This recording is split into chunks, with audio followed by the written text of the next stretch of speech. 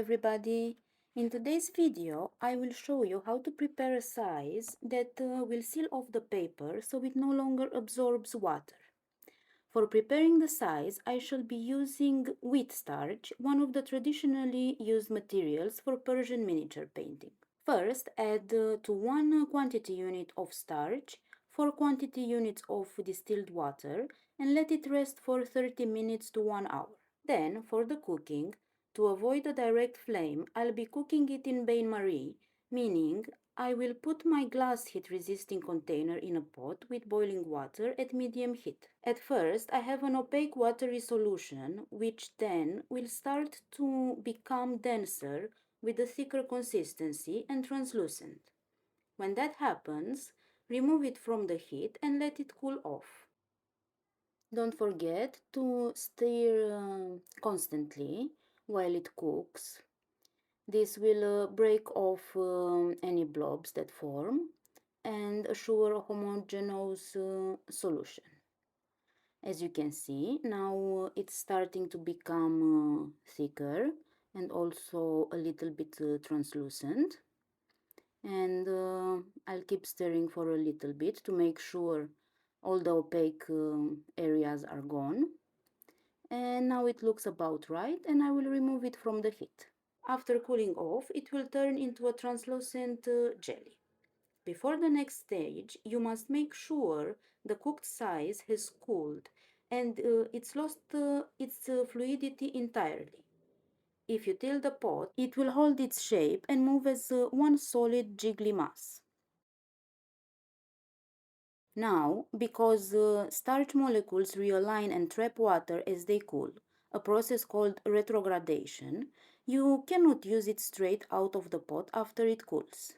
If you don't want to use it right away, store it in the main body of the fridge in an airtight container. It can last for up to 7 days if you sterilize the container. A few tips to maximize the shelf life. Sterilize the container.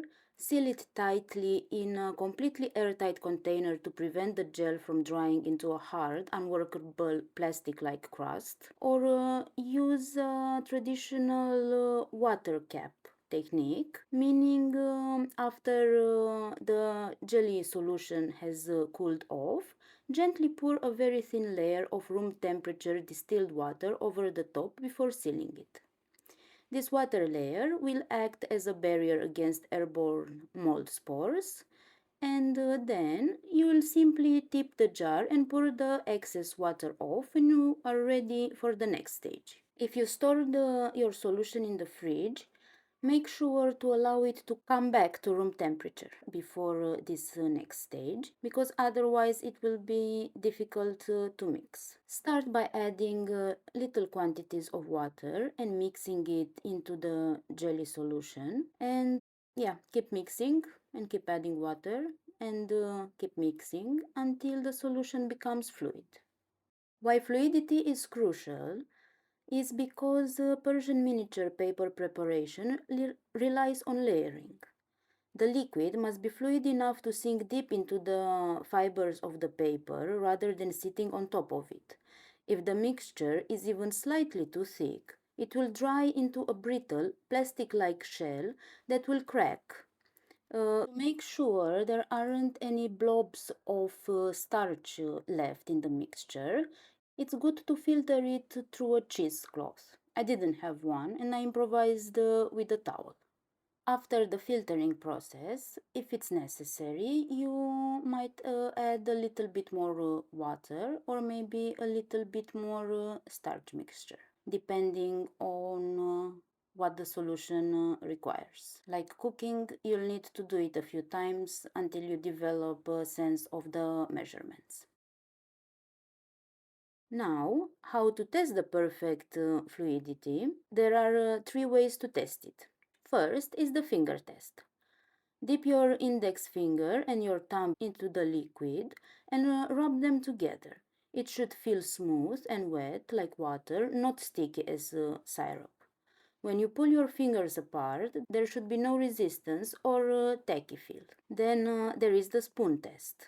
Dip a clean spoon into the liquid and lift it horizontally.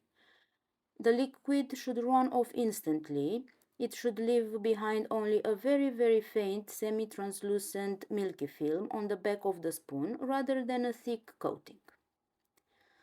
And finally, and very, very important, the sample paper test. Brush a small stroke, I will use my finger in this case, and spread a little bit of size on a scrap piece of paper, which is exactly same as the one I will later intend to use.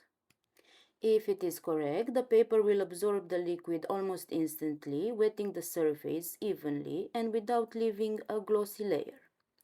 There will be a little bit of gloss, but only a little bit. So you can see a difference between the area which has not been covered by the size and the area with the size. But you don't want a very, very shiny, thick, glossy layer. If it stays shiny or sits on top, then the mixture is too thick. And all you need to do is to whisk in a few more drops of room temperature distilled water and then test it again. In the next episode, I will show you how to apply this size on watercolor paper.